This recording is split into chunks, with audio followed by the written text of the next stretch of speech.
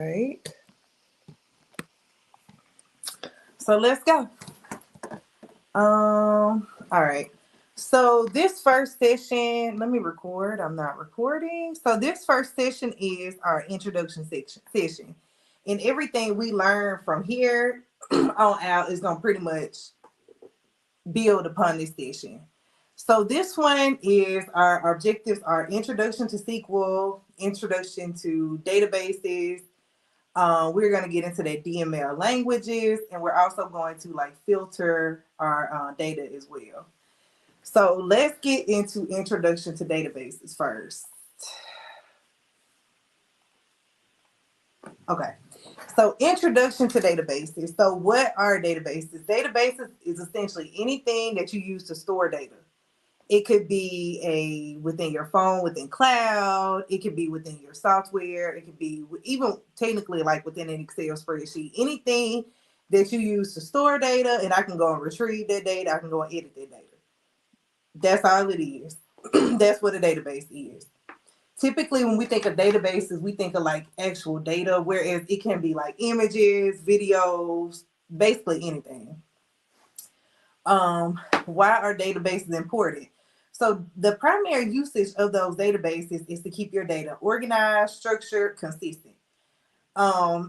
Let's think about dashboards. When you are utilizing or consuming those dashboards, the back end of a lot of those, or really any of those dashboards, is some sort of database in some kind of capacity. Whether it's SQL, whether it's like a proprietary system, it's sourcing that data from somewhere. So databases, data analysis and reporting is a huge part of one of the reasons for why databases are important. Another reason is that data organization and management. If I'm storing my data into this database, it's organized, it's structured, everyone should not have access to it. It should be formatted in a way that if I need to go back to it, if I need to retrieve it, edit it, modify it, I should easily be able to do so, as opposed to having your data spread out everywhere. Another benefit of those databases is that data sharing and collaboration. Like when you all get your first data role, your team is going to have different environments, and I'm going to talk to y'all about that as well when we get over to our live system. But your team will have like different environments, different permissions. You're going to spend like your first maybe 30 days just really getting access to everything you need and really ensuring that like you have access to all your data and that you become familiar with like the data that your organization uses. So a big part of databases is that data sharing and collaboration. That's a huge part as well. Now, we're also going to get into like data relationships and data architecture and data types and stuff as well today. So that's a big part of that database, because if I say keep your data organized, I'm not talking about just like, okay, well, I'm writing first name, last name. I'm talking about, okay, how is this table defined? How is this data defined? You know, it gets into like all of those different parts. So databases allow you to be able to keep your data organized and things like that as well. Any questions? Let's go then. No, man. Janisha, don't call me ma'am no more. It's a habit. I got to stop. You sweet though. Ooh, you sweet. Ooh, you sweet though. So let's get into the different types of databases. We kind of talked about it last time on our was it last week? This week on our career coaching session. And Sade asked a question regarding, okay, I see like these different types of SQL. What do I need to know to put on my like resume or my LinkedIn or, you know, whatever to say, okay, well, I'm understanding SQL.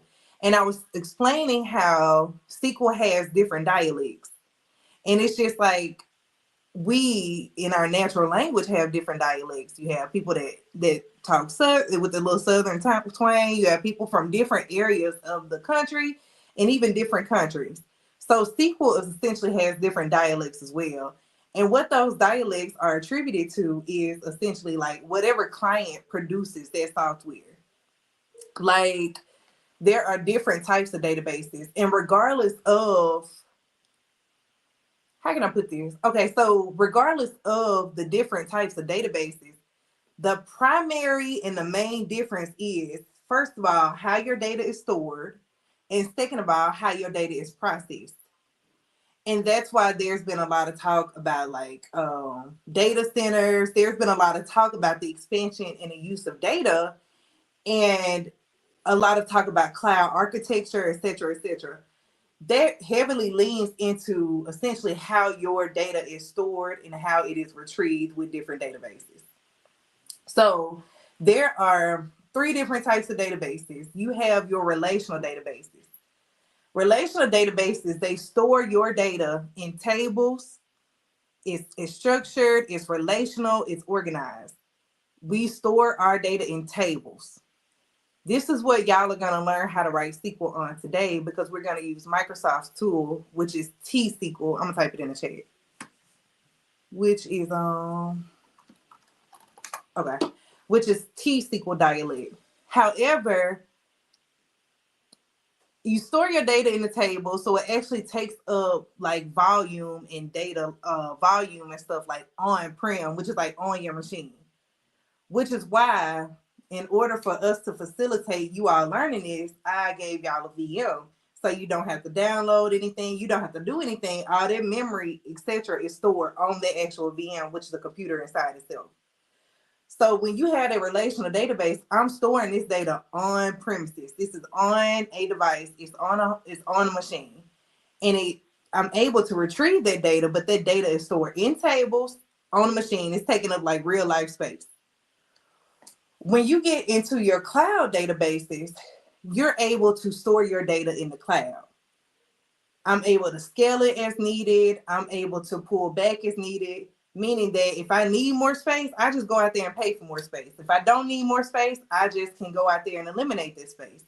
That cloud databases allow for you to do that in that space. That's when you get into like your Google GCPs, your Amazon Redshift. That's when you get into those clients that depend on storage in the cloud to actually store their data. Another database is a new SQL database, that high transactional systems. Those systems don't actually store data. They keep them for a session. They're session based. So with all that being said, when you look at learning what y'all are learning, you're able to apply that in multiple environments, because primarily they're all built on the same sort of data retrieval system, which is SQL. Within my career, like I've been in data for 12 years now, I've written SQL in, I've written code in T-SQL, which is like what I teach y'all maybe like 80% of my career. I've written code at Amazon Redshift, GCP, Oracle, a lot of different clients. And primarily they are all essentially the same when it comes to like writing your code and formatting your code. There might be slight differences with like your syntax, meaning that you might have to put a semicolon on one, or like one might be case sensitive, or something like that. But essentially, if you understand the foundational concept of like SQL and understand data relationships, etc., you can navigate through different dialects, which helps you be able to pull code in the cloud, or any other environment you need to, because you understand the skill that you need to do it. Any questions? Okay. Let's get into, now when my mouse ain't clicking. Okay, there it is.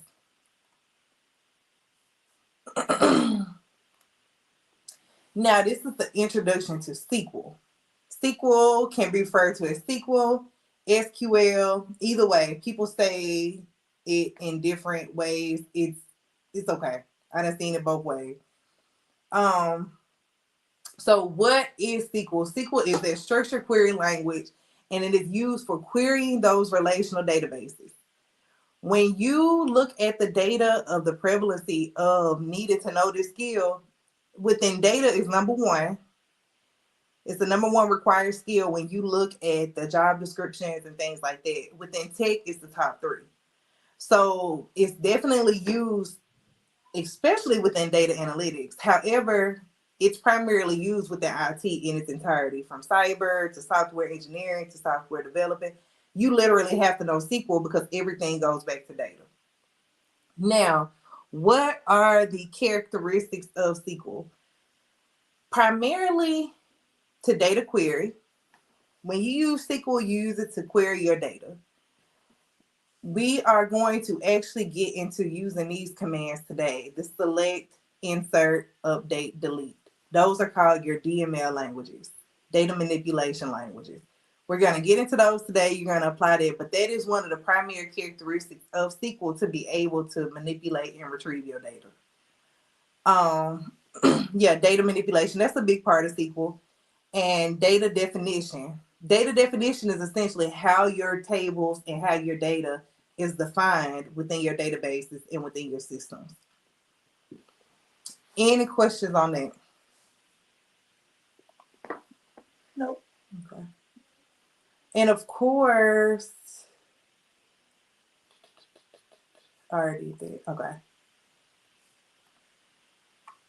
And of course, when we get into our when we get into our actual database, a lot of this stuff is gonna start like becoming from a conversation to like the real thing too. So the data types. Data types goes back as well to data definition. One of the primary benefits of SQL was to be able to define your tables and define your data. Primarily, how you define that data is your data types.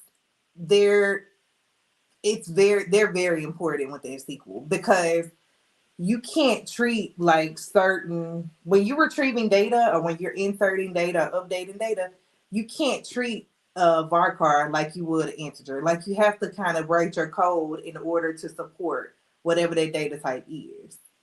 And we'll also get into that once we get into our database as well.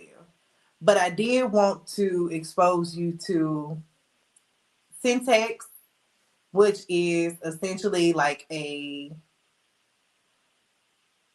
paragraph of your code. Like, if I say, what is your syntax saying? What is your code saying? I'm essentially referencing to what you're writing. What does your code say?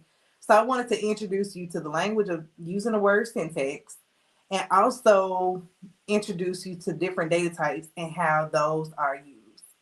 So here we have our create table syntax. Create table. We have our table name here. And we have all of our columns that are in our table here. In addition to that, we have all of our data types. So I'm telling you, this is my table, these are my columns, and this is how I want those columns defined. So here I have my customer ID, integer, first name, varchar. Like, I'm telling you, this is the columns, but this is the only type of data that can go within those columns. It's the only type of data that it can support. Janisha, you by yourself. This is the only type of data that you can support within those tables. So let me know if you got any questions, because it's gonna be good. Okay. Okay. So were you able to connect to your VM? Yes, I'm on it.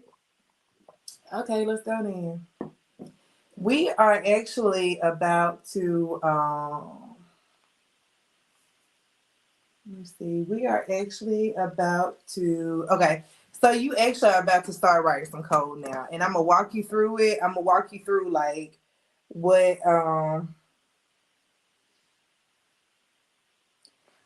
the syntax is. I'm gonna walk you through it, and also data relationships and stuff. So now we're going to get into like our basic SQL syntax. Everything that we do within SQL, everything that you do really from here on out, is going to go back to like really understanding this foundational concept.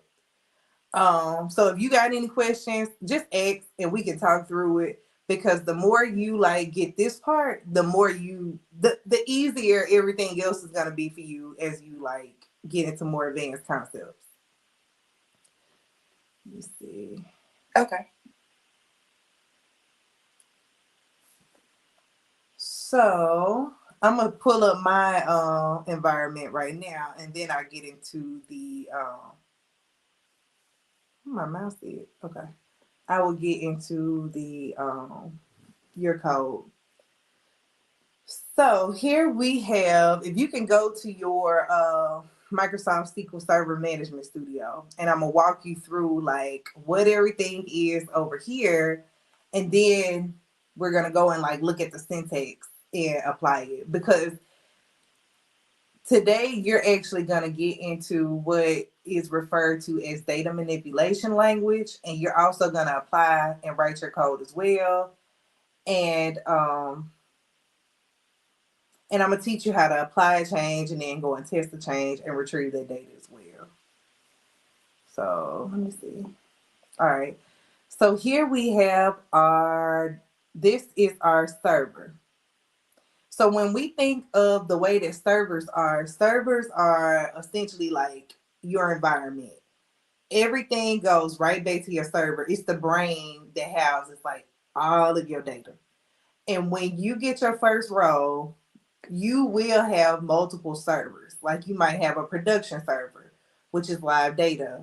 And you might have a dev server, which is like where the software developers, or even you as an analytic professional, you might have to test your code or test your changes, but you ain't gonna do it on data that is live, like data that's being used for HR or sales or anything like that. So you're gonna do it in an environment that's like a sandbox type thing.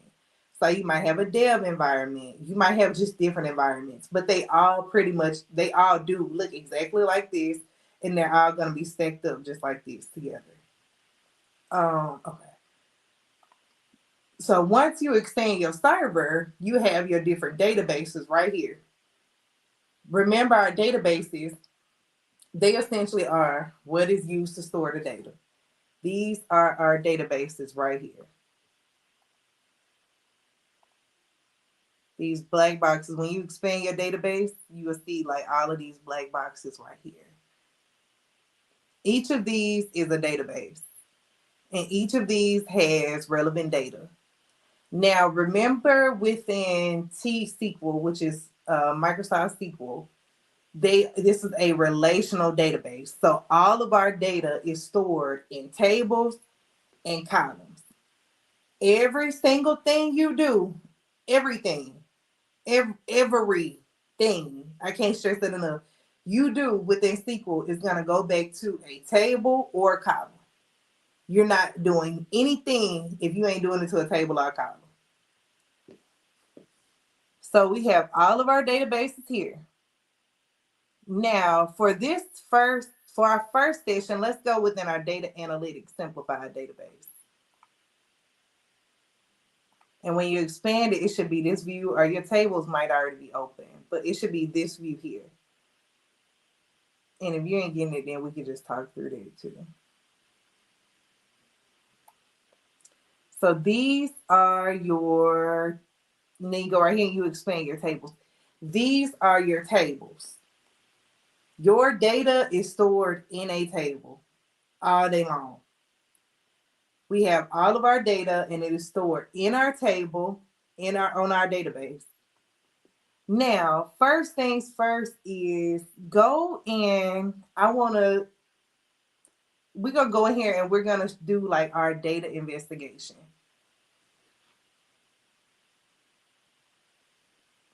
So how do you do that is, let's expand our columns. And we see our columns here. I'm looking at this screen. So we see our columns here. This tells us that in this table, these columns are in that table. But not only are these columns in this table, this is how these columns are defined. We have course ID, that is the PK, meaning primary key. And we'll talk about that as well. Primary key, integer, not null. Then we get down here, this is the second column, column name, and I'm defining that column. Next column name, and I'm also defining that column here. Now notice that this course ID has a PK. That PK means primary key. If something is a primary key, I'm gonna write it in chat because that's a good note for y'all. And it's also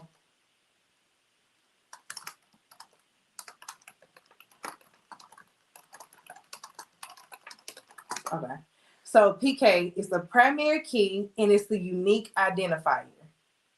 That means that this column is unique for every single record. Now, if we go here in our enrollments table, we see our columns here. We got our enrollment ID, PK, student ID, then we got our course ID, FK. FK means foreign key. If I'm writing in chat for your notes too.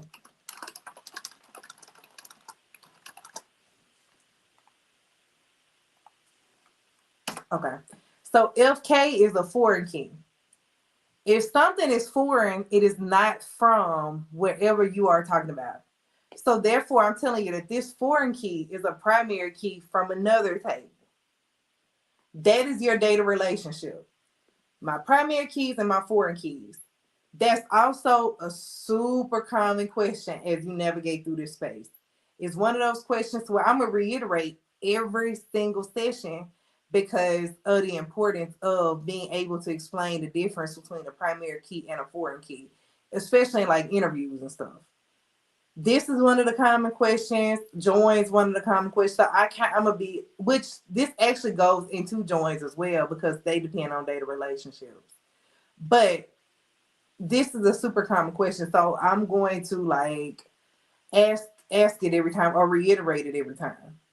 Also, what I'm doing here is when I'm going here and I'm expanding my tables and I'm looking at my different columns, I'm looking at my data. So I'm doing my data investigation. Data investigation is also a very, very, very good skill that you're going to have within this space. And the reason being is because in the world of data, when you get your first role or because like that's the goal here, y'all trying to get in the data. So when you get your first role, a lot of organizations do not have like data maps. They don't have a lot of documentation when it comes to their data. So with that being said, you as the analytic professional, there's a lot of responsibility on you to be able to go in and do your own data investigation and figure out, okay, what data do we have?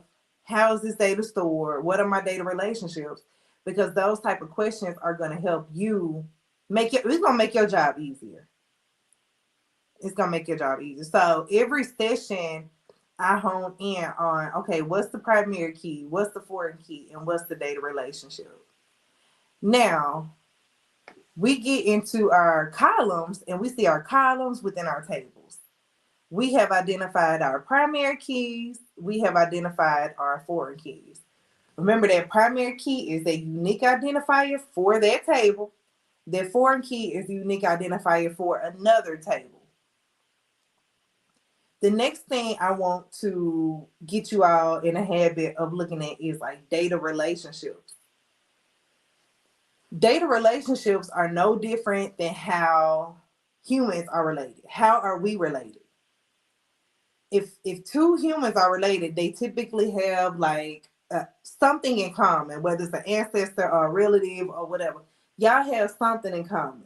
Data is the same way. If I'm leaning in on my data relationships and I'm looking at my columns, some of my columns, whatever my common columns are my data relationships and my data dependencies.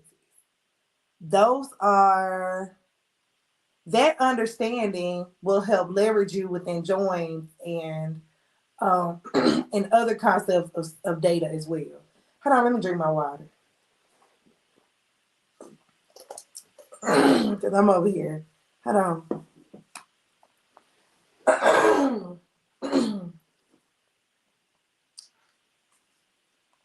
Okay, I'm back. So that data relationship, the understanding of like data relationships is going to leverage you not only in SQL, but that full good like foundational understanding, it's going to leverage you in analytics all the way around. Because not only is data relationships prevalent within SQL, but they also show up within Power BI, Excel, Python, Tableau. Like they literally show, you can't get away from them.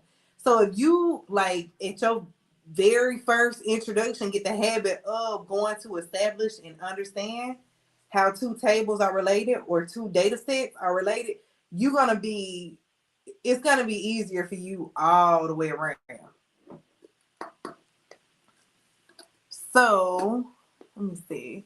So with that being said, when you look at your course table, what other tables is your course table related to and how? I can't get it to the video. Oh, what's the issue, Akira? I have no idea. I've been sitting here this whole time trying to get in there. I've downloaded it, but it's not letting me add. It's letting me open it, but then it just goes to a screen that says nothing. It's just blank. And it's like, do I add a workspace or a PC? It doesn't look like what it looked like. Okay. Yeah, add a PC. And let me know what it say from there. PC name, credentials. Oh, that's it then. Your PC name is your it might be your IP address or either your credentials might be your like your credentials is gonna be your username and ID and stuff. But your PC name might be your I was just trying to add my PC. Yeah, it might be your IP address. Yeah. Okay, I'm gonna try to edit that way because I don't want to take away from the class. I'll keep you updated in the chat. Okay. I'll be looking. Okay. And let me know that the and if to add a PC, then to add a workspace might be more ideal. It's asking for a Microsoft email when I do the add workspace. Oh, okay. So add a PC might be better. Yeah. Okay. Okay, so when we get into so we have our tables here. When we get into our tables, I'm looking at my course table, and if you just want to look at the screen, what is the data relationship between what other tables is this course table related to and how?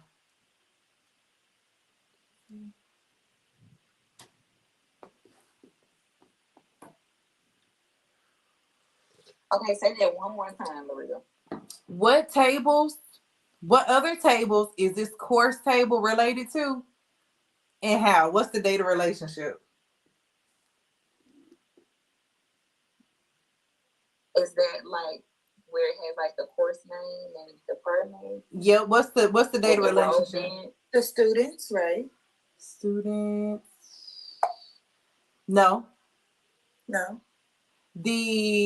When we looking at course ID is your primary key, exactly.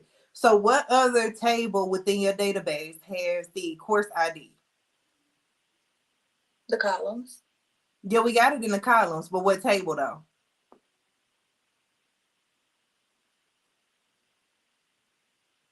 Okay, so is it all of these on the side, like the enrollment ID, the student ID? Yep, those are the columns. The enrollment date. Okay. Yep, those are the columns. And then this is the table. This is my table. This courses, enrollment. These are my tables. These are my tables. Now, when I look into my data relationships, the way that I establish those data relationships is what's the common field between these tables? How do I establish a relationship between these tables? By the column. Which columns? If I'm going to see my course ID and I'm looking at these columns, I got my course ID, my course name, my department. Okay, that's what's gonna make up that course table. and then I'm looking anywhere else in my database, which other tables create the relationship between this course table and any of these other tables? Which tables are related and how?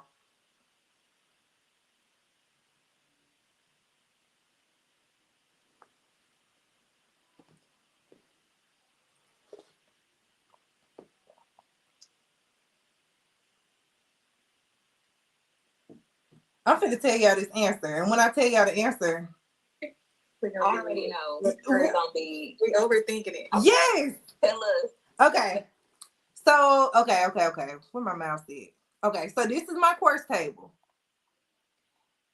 Remember, if we are establishing data relationships the same way we establish our human relationships, y'all got something in common.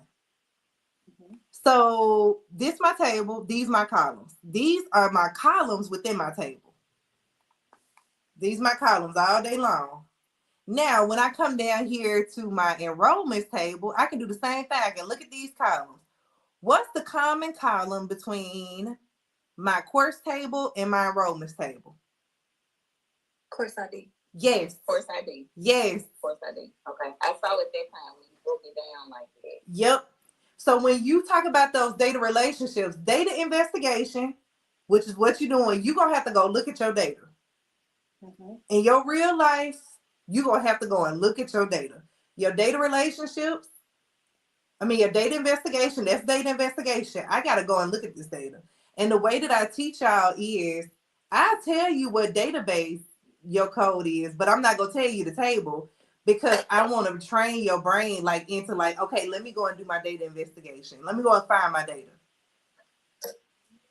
Data investigation and then data relationships. How is this data in this table related to this data in this table? Because once you start getting your brain, the next time it's going to be easier for y'all to be like, okay, this table is related to this table. Because hey, Tonky, because that foundational understanding of data relationships is going to leverage you all the way around. It's going to leverage you in Power BI. It's going to leverage you in Excel. It's going to leverage you in Python. Or whatever other skill you're trying to learn within data. That data relationships and that data investigation, you're going to have to do that everywhere. So, yep, that's it. Now, what are the data? What tables are related to my enrollment table, and what's the data relationship?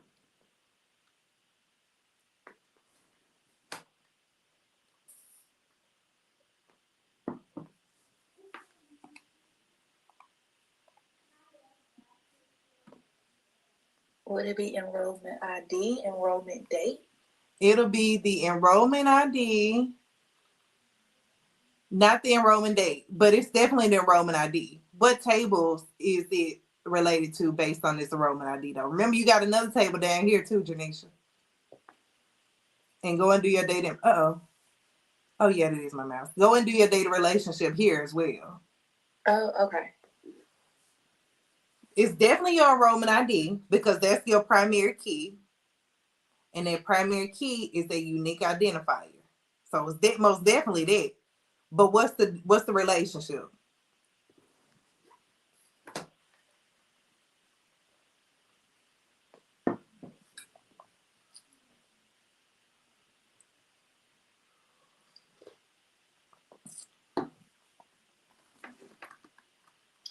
I want to say student ID, but I feel like it's wrong. Why you feel like it's wrong?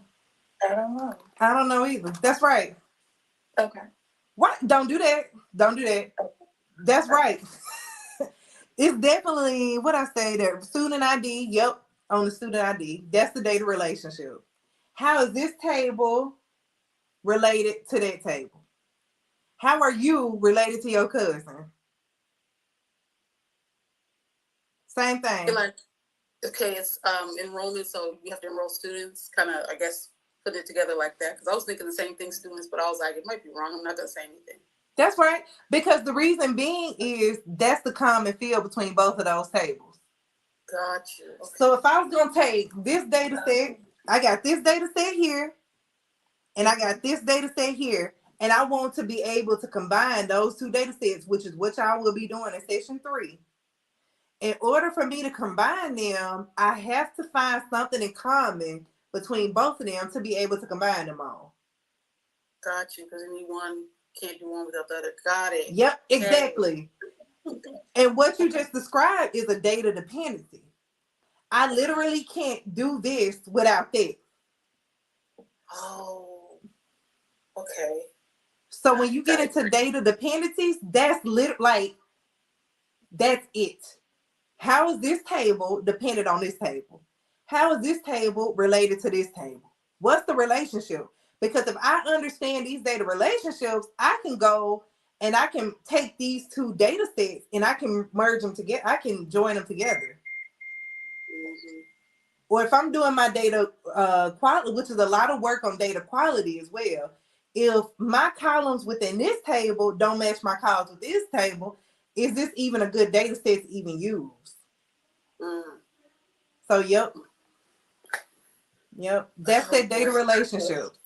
How are they related? How are you related to your cousin? How are you related to your sibling? How are you related to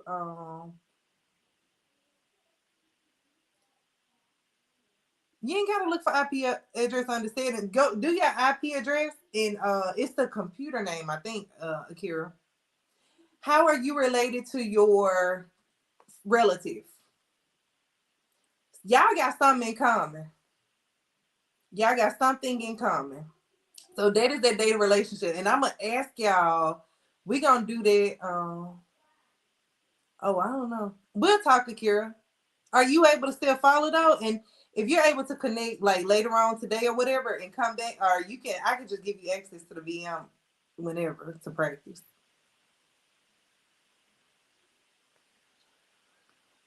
Oh no, wait. No. It ain't the IP address of your computer. It's the IP address that I gave you in your email address. Email. That's the IP. Use that IP. Okay, bye. That's your IP address. The one that's yours, IP 52175. That's yours. Okay. But yeah, when I get into the data relationships, that core foundational understanding is going to help you all the way around.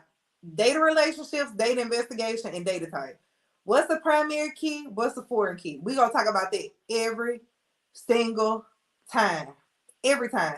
Also, when you start interviewing, and let's say you have to do like a live technical session or something like that, when you're doing those live technical sessions, take some time to go and look at your data or look at that data and be like, hey, now I'm doing my data investigation. Now I see the data relationship between this table and this table. Literally talk through it, because that is a huge thing within data, because it helps expose the fact that you understand data past, like you understand data relationships and stuff. So therefore you understand data past okay, I'm just retrieving data. No, you really understand like the foundational concept on how everything works and relates together. So yeah. Any questions on it? Okay. Poor Kira. I like that, what you just said. I know. What? I got the brain. You know what I'm talking about. I know. But I like how you put that, like for interviews and stuff, because that really does like give you like the one up, like, yeah. You know, instead of just doing it, break down like, okay, you know, like how you just explained it. Mm-hmm. Because I'm more of a I'll do without, you know, explaining that. That's one of the ways. Yeah, that they'll be like, okay, she really does know what she's doing. She understands the relationship, how we got there. So I really appreciate you breaking it down. Because sometimes you can go over things, but you don't really know how you got there. Exactly. And that really helped me understand, you know, because even if I just saw a blank sheet and I didn't know how to solve it, I at least know what I'm looking at. Yep. To get there. Yep. Point. So yeah, I appreciate it. Yeah, Thank you. That really helped me. Yep. Mm-hmm. And then a big part of those assessments and stuff, in the same way, that's why I coach y'all like this. Your code not gonna be right all the time. First of all, because y'all are learning. But secondly, because I want you to understand the thought process. Like, do you have the thought process to figure it out? We ain't memorizing it. You're not doing anything like that, because if I memorize something and I get in a situation and somebody asks me something in a different way or they frame it like this, I'm not going to know how to do it. So with that foundational understanding, if you are able to establish your thought process and say, okay, this is what I'm thinking about doing, or this is how I think to solve through it or work through this problem, it shows that like you're not a task rabbit. Like, no, you know what you're doing and you know how to apply it in a way that's like, it doesn't matter if the business is asking a question, it doesn't matter if I'm on a tech assessment, it doesn't matter because I'm understanding it and I'm able to explain that thought process. I done been on tech assessments before and they really like, it's weight that you know what you're doing, but it's also weight that you're able to explain like what you're doing in that thought process aligned with it. Janisha, were you saying something? It boosts confidence too by No. just knowing what, confidently, even though I may not know it all the way, but like you said, it really boosts my confidence to be able to just explain, even if I do get caught up somewhere. Right. I'll be able to go ahead and let them know, okay, I got this part of it and I'm following you until here. Yep. That's the gap. And that right there is going to give you the edge over somebody that is like, if I'm on a take a step, because like you can always tell, like we can always tell on the other end. Like it gives you the edge over somebody that's like finna just like copy something or something. You can't explain what you did. And not only you can't explain if you can't explain what you did, then you can't, first of all, repeat it in a different way. And second of all, if you can't explain what you did, you don't understand what you did or know what you did. So how can this add value to the problem that we're trying to solve? So yeah. Yeah, definitely a gem, definitely. Any questions? Akira, did the IP address I gave you work? I mean, doing it how I told you do it work? It's loading now. Yay! Okay. I know. Thank you so much. You're welcome. I'm reading this like, baby, what you need the IP? Okay, you good. You good. So, in addition to like these data relationships and stuff, the primary objective for today is DML languages, data manipulation languages. So you're also going to do that as well.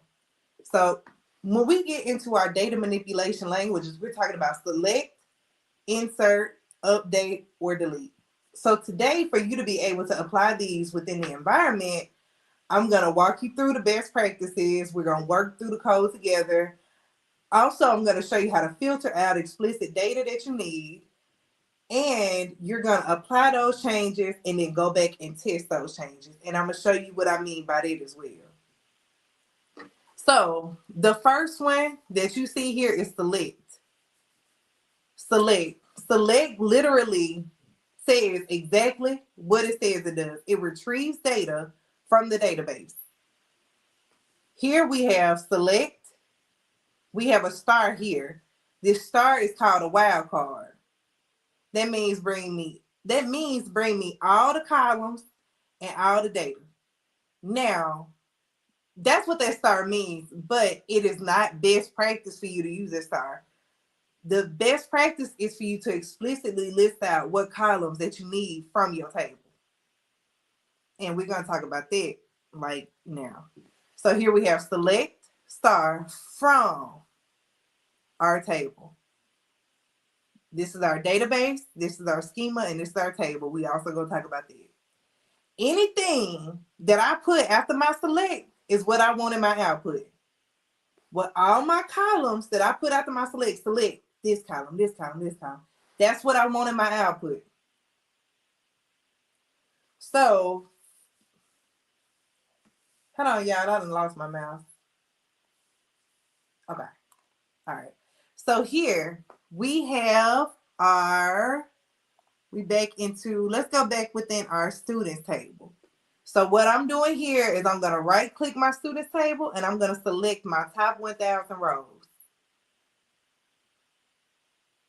Now y'all see select top 1,000, and let me know if you or don't know how I got to this view.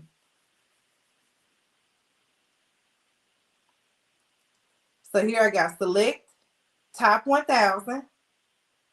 This is my 1,000 rows right here. This top 1,000 is called the limit.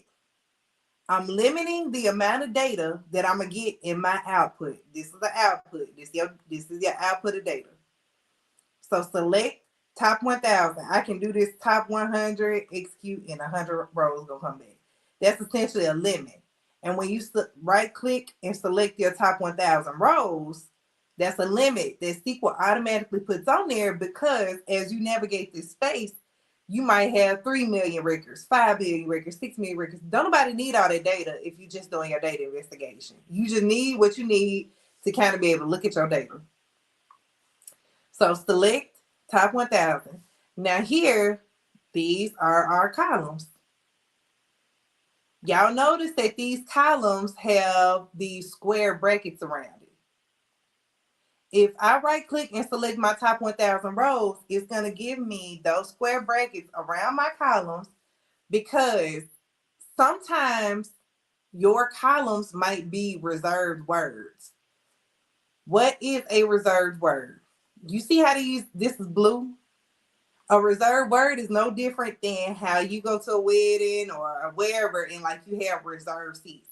This word has the understanding that it's going to do something.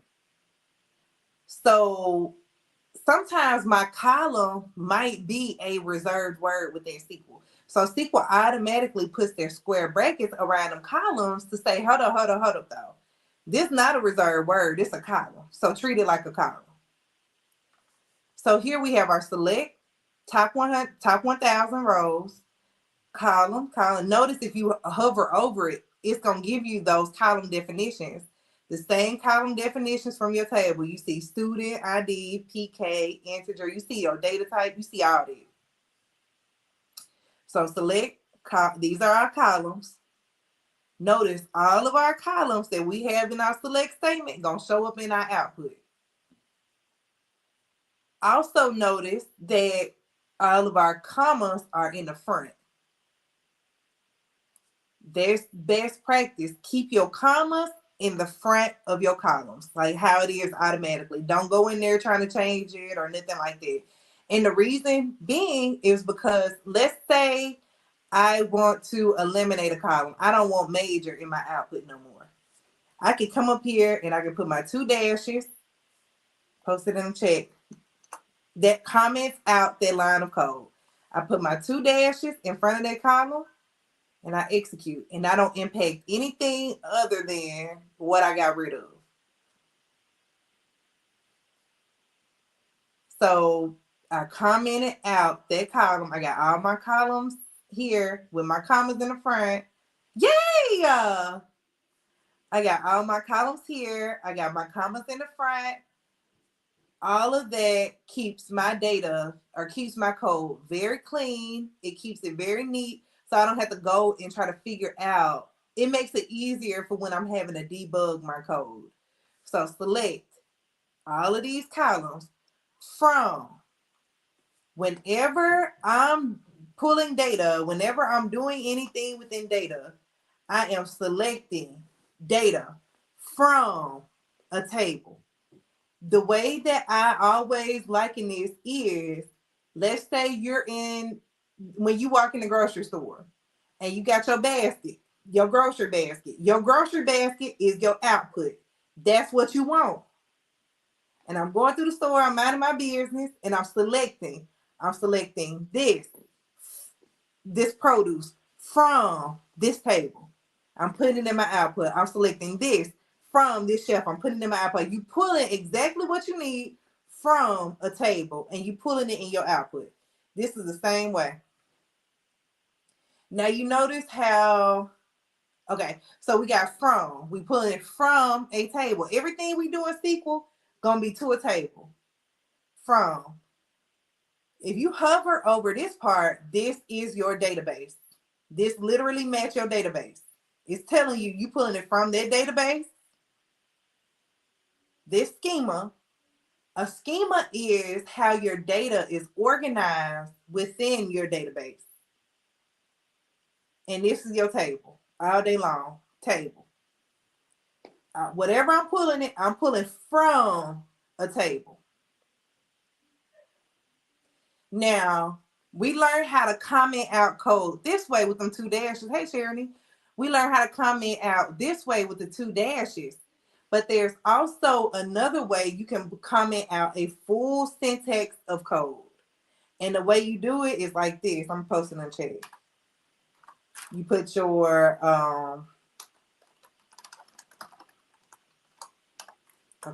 You put your backslash star at the top of wherever you're doing it, and then whenever you at the end of your block of code, you put your star backslash, and that's gonna comment. I didn't even do that, and that's gonna comment out anything in between there. This don't even exist. Yeah, you are. It's okay. I recorded it. It's okay.